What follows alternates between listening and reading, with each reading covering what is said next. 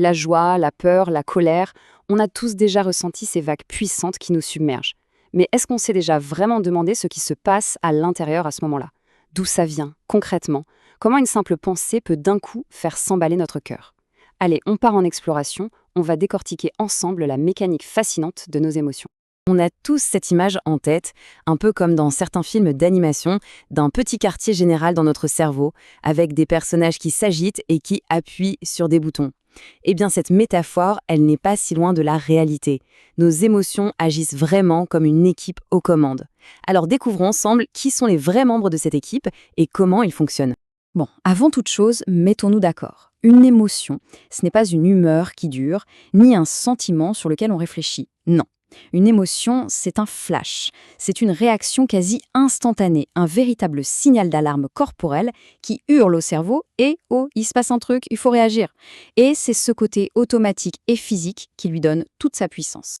Alors, où est-ce que tout ça commence? Notre premier arrêt nous emmène tout droit au centre de commandement, le véritable chef d'orchestre de toute cette symphonie, notre cerveau. Attention, on ne parle pas de tout le cerveau. On va zoomer sur une région bien particulière, le système limbique. C'est lui, le vrai moteur de nos émotions. C'est une partie très ancienne de notre cerveau, conçue pour une seule chose, réagir vite et fort, bien avant même que notre pensée consciente ait le temps de dire « ouf ».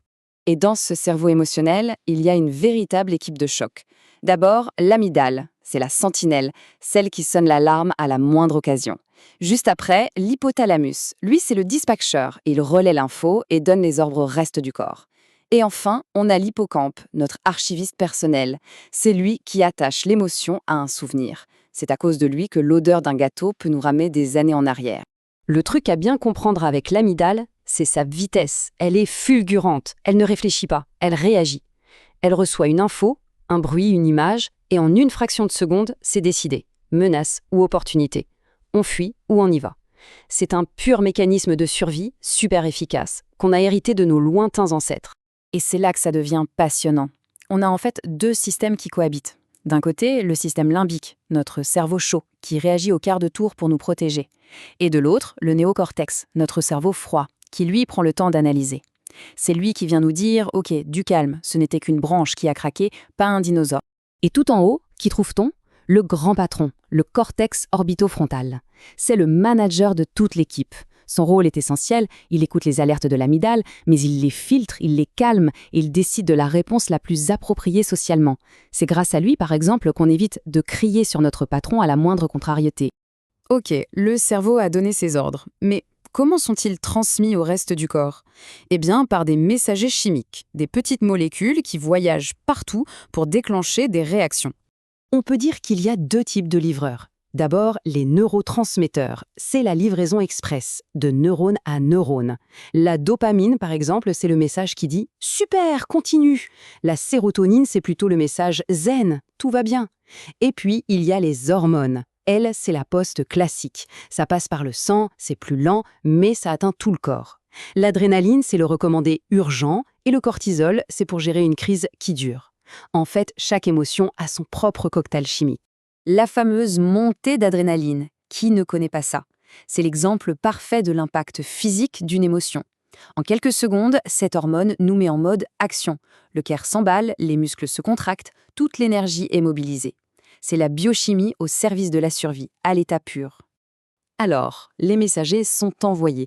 Voyons maintenant comment le corps les reçoit. C'est vraiment à ce moment-là que l'émotion devient une sensation physique bien réelle, celle qu'on connaît tous, la boule au ventre, les mains moites. Le grand responsable de ces sensations, c'est le système nerveux autonome. Il faut l'imaginer comme le pilote automatique du corps. C'est lui qui gère le rythme cardiaque, la respiration, la transpiration, bref, tout ce qu'on ne contrôle pas consciemment. Quand il reçoit un ordre chimique, il appuie sur les bons boutons. Et ce pilote automatique, il a deux pédales. La branche sympathique, c'est l'accélérateur, le mode action qui nous prépare à la peur ou à une explosion de joie. Et la branche parasympathique, c'est le frein, le mode calme pour récupérer. Et finalement, une bonne gestion émotionnelle, c'est l'art de savoir jongler entre les deux. Bien, on a exploré le cerveau, les produits chimiques, le corps.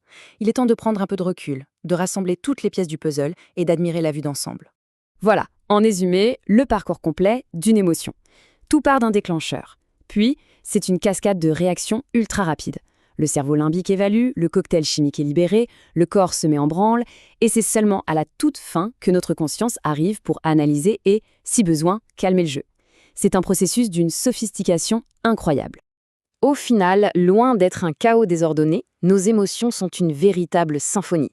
Chaque instrument, le cerveau, les hormones, les nerfs, joue sa partition exactement au bon moment pour créer une réponse qui a du sens. C'est la musique de la vie qui se joue en permanence à l'intérieur de nous. Et cette belle image de symphonie, elle nous amène à une dernière question, et pas des moindres. Si nos émotions sont une symphonie, est-ce qu'on peut apprendre à la diriger ? L'idée, ce n'est évidemment pas de faire taire la musique, mais plutôt de devenir le chef d'orchestre de notre propre bien-être émotionnel.